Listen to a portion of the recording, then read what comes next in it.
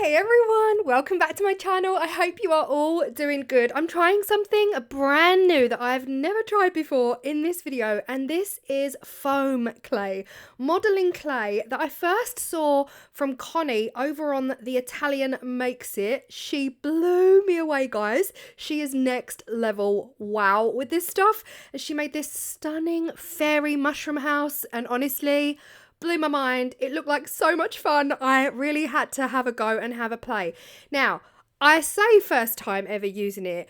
I've never used it before. I am confident that every single one watching this video will have used this at some point in their life, but I didn't even know it was a thing until this year. So thanks to Connie, the Italian Makes It. Guys, go check out her channel. She is pure sunshine. She is absolutely sunshine from the second you press play until the finish of the video, and her creations are next level beautiful. So please lower your expectations. Lower your expectations watching this. First up, the foam is squishy. Super light and squishy. I've never felt this stuff before, so this was just me having a play with the blue colour. Now this is an autumn video, so we will be going autumn colours. But it was the weirdest thing. It was like soft and squishy, and the second you pull it apart, it's like stringy and it sticks to itself. But then I flattened it out and it felt solid. Like I could literally throw it across the room and it would stay in shape. So very bizarre stuff, but super light. I cannot tell you how light this is. If you've never used foam clay, it's lighter, like it doesn't even show up on the weigh-in scales when you make something small. It is that light. But we're going autumn. I'm zooming you in. We are using all of the, well, not all, but some of the autumn colours that came in this box. I got so many in the box. Again, I bought it myself off of Amazon because I'm just a big kid. When I saw Connie's video, I was like, okay, that looks like fun. And I was just too excited, guys. I needed to try it. But yeah, like I said, nowhere near Connie's level of artistic creativity and expertise. I decided to just take a pinch from each of the colours that I felt were really representative of autumn. I did have a grey out, but I decided not to use the grey. It gives blue tack vibes. If anyone knows the blue tack, the blue sticky stuff that you stick things to the wall, when you pull it apart, it gives that stringy kind of effect, but that was what I was getting from it. But it doesn't feel like blue tack, and yeah, bizarre stuff, but guys, so much fun. Now the instructions do say that the clay sticks to itself, so that was a win-win. I knew that it would be all good. I could try and blend. What I didn't want was harsh lines. I really wanted like a really nice natural blend of all of the autumn colours, and I think I wanted more brightness, and I think a lot of the time the brown would kind of take over and dominate, which makes sense because brown is the darker colour. The mould I am using, I showed it earlier, it is beautiful. It's the autumn maple leaf mould from Katie Sue Designs. Now if you guys have been watching me a while, you know I love her moulds. I don't know Katie Sue at all. I just buy them from Amazon. And they are designed for fondant. They are designed for icing and cake making, but equally they come in just as beautifully, wonderfully useful for polymer clay, and even your, what do you call it, guys? Where's my brain? Polyurethane. Any little drops of resin you could get in there. And yeah, I'm simply doing another shove technique. So if you watched the last video where I made some polymer clay earrings, thank you so much for the love on that video, by the way, guys. Similar, just shove it in there, guys. Just shove it all in. I didn't want the colours to mesh as much as they meshed, but it's okay because they're all still quite autumnal. Now, one of you lovelies, I am so sorry, I can't remember your name, but I got a lot of comments on last video. One of you lovelies said the reason that mould I used was kind of like upturned at the edges. It wasn't a flat mould. That was because it actually is designed for fondant and sugar crafting. So it really doesn't matter how the mould is around the edges. You're not using a liquid like an epoxy resin or a polyurethane or anything such like. So thank you so much for that. That does explain because it does explain why a lot of the molds I'm buying recently, specifically like this, are kind of raised up at the edges. So that is something to, I guess, pay mind to if you're thinking of using them for resin. But I have used similar molds, and that video is coming very, very soon, because you guys know me. If I get a new mold, the first thing I'm going to do is make an inlay. Back to the video, guys. I didn't want to just tell you for 5 seconds straight that I was squishing, but that's what I did. I squished and I squished until I couldn't squish anymore. I saved some of the brown back and I just rolled it out with my professional rolling pin. You all know I've packed it. I've packed my rolling pin, so I'm using a pen. Works great. The one thing I did do here, and again, I'm new to this, I just rolled it too thin. I rolled it way too thin. Could have really done with a chunky hunk of a back on there, but it's all good. I'm learning as I go, but this was so much fun. So beautiful when it came to demold. Honestly, this is me. If you want to know me in a single photo, this is me. This is everything I love. Everything autumn.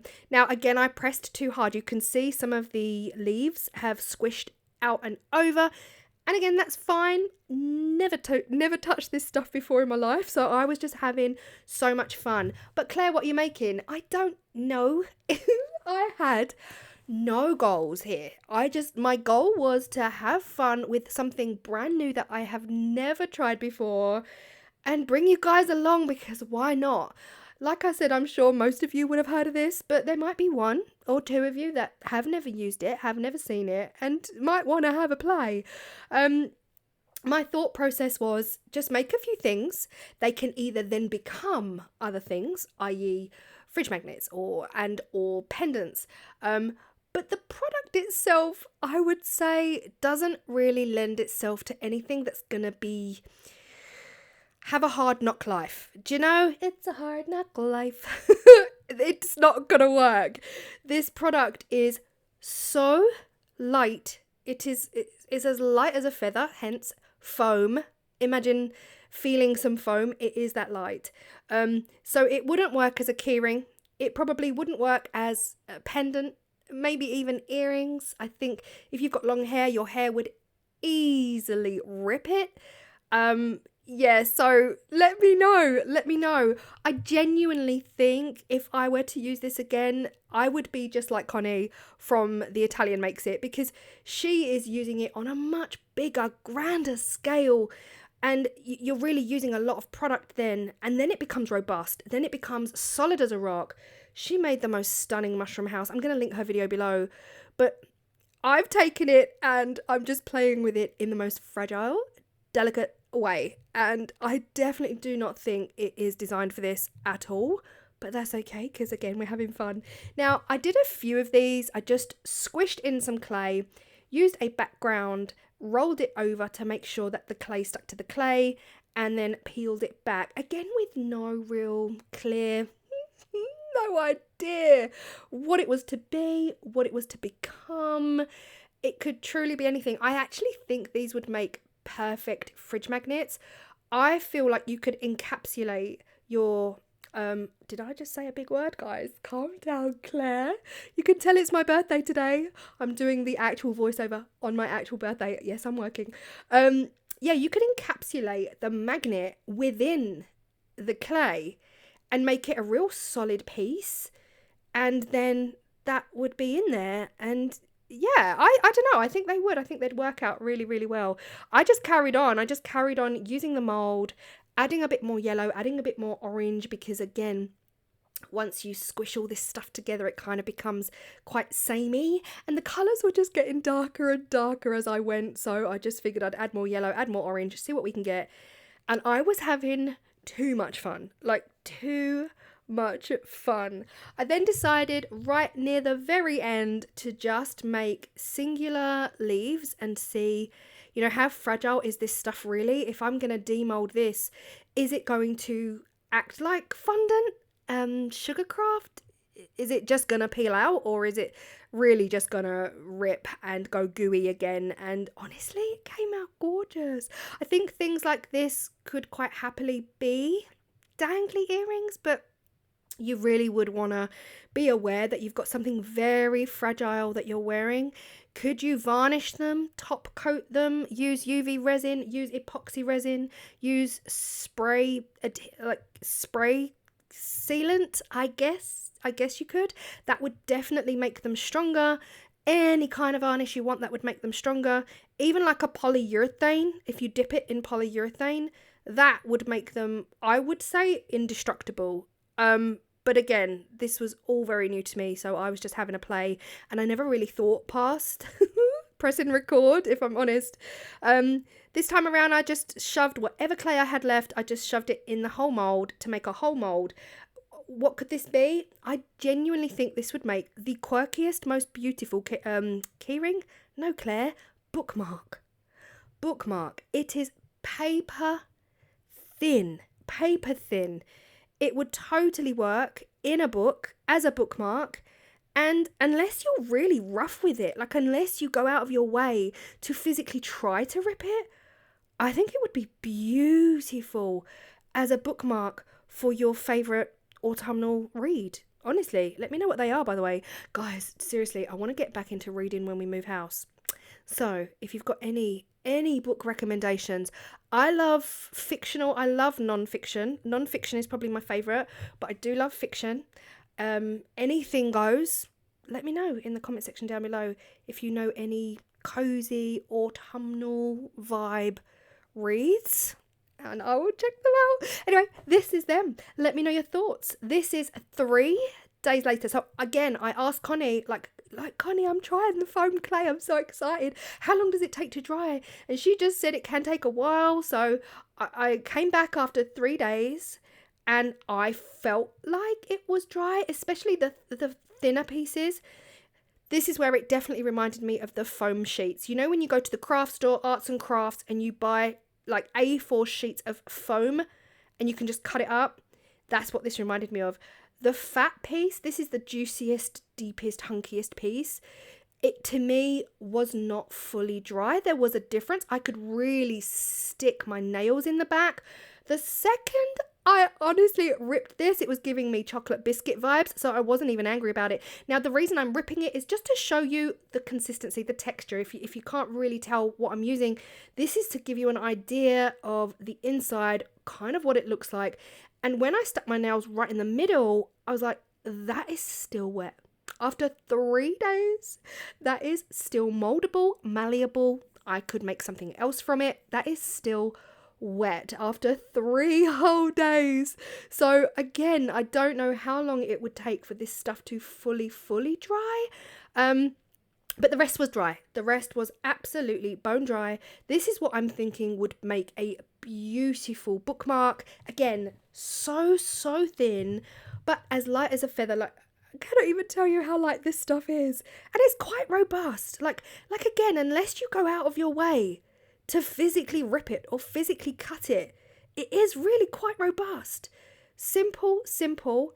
Now the question is, could I make a silicone inlay from foam clay? That's something I want to try, because imagine a sheet of this, just a whole sheet just laid out, and then you're making like an inlay, or I just make an inlay straight from the mold. We all know that can be done because it's Katie Sue, and I've done that many times on my channel. But yeah, I don't know. Let me know your thoughts. And these are the other ones. And again, they're so dry. Like, I'm digging my nails in the back of this one, and you can see a visible difference. There's no indentations. Nothing is being left behind. Really fun. My question is, what would you do with it? I'm so inspired by Connie and her creativity and her talent, and just, oh my gosh, her patience. I'm so inspired by her. I can't imagine doing anything else with it apart from what Connie does. Like, wrapped it around a glass jar, maybe put a decal on the front. Yeah, let me know in the comment section down below. Again, these are the leaves, and honestly, guys, I feel like I could rip them just by breathing on them. They are so thin, so thin. But I think this is my favourite piece. I think there's possibilities here for the thinness of it, and multiple. If I just kept going with it, you could make a whole sheet of it. yeah, I don't know. I think there's possibilities. Make an edge around, pour some silicone, then you've got like a reverse silicone inlay, like a mould. I guess you've got a mould, right? Yeah. Let me know. My brain won't switch off, I tell you. But this was worth it. Even though the outcome is nothing intentional, like there's nothing here that's going to say, wow, Claire, nice necklace. No, it's not one of them videos. I wanted to have a play because as soon as I saw Connie do it, I knew I wanted to do it, and got straight on Amazon. But yeah, let me know your thoughts. Let me know if you have used this, what you've used it for. And yeah, I think this would be a perfect one when the grandbabies come and visit us. Honestly, in our new house, I'm going to have this all ready for them. They will love this. I will see you all in the next video. Bye.